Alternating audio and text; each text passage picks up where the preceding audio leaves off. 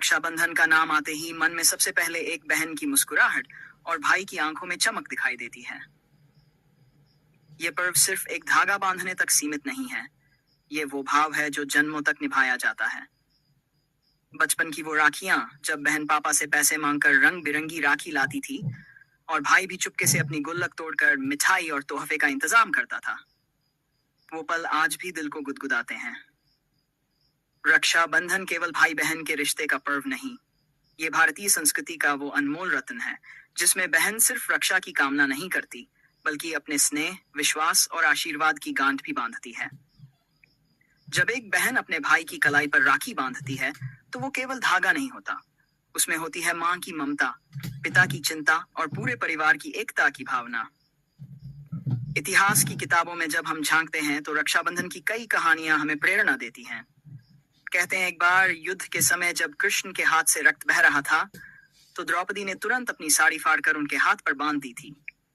यही तो थी पहली राखी, जहां न रिश्ता स्पष्ट था, न कोई बंधन, बस एक भाव था रक्षा का, समर्पण का, अपनापन का। रानी कर्णावती और सम्राट हुमायूं की कहानी को भला कौन भूल सकता है। जब रानी ने मुसीबत में हुमायूं को राखी भेजी, तो उसने उसे बहन मानते हुए अपनी सेना लेकर उसकी रक्षा के लिए प्राणपण से निकल पड़ा। ऐसी होती है राखी की शक्ति, जो धर्म, जाति, राज्य, सीमा सबको पार कर देती है।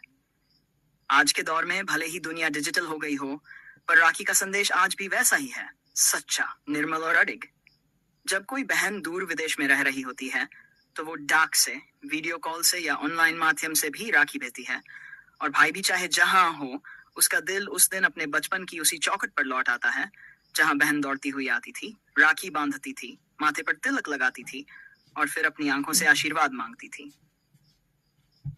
भाई भी बदलते युग के साथ अब केवल तोहफा देने वाला नहीं रह गया है। अब वो बहन की पढ़ाई, उसकी आजादी, उसके आत्मसम्मान और उसके सपनों की रक्षा भी करता है। रक्षाबंधन का अर्थ अब सिर्फ राखी बांधने तक नहीं रहा। यह अब उस वादे का प्रतीक है कि भाई बहन के सम्मान, स्वाभिमान और स्वतंत्रता की रक्षा करेगा, हर हाल में, हर परिस्थिति में। इस पर्व का सबसे सुंदर पक्ष यह है कि ये रिश्तों को खून से नहीं, भावनाओं से जोड़ता है।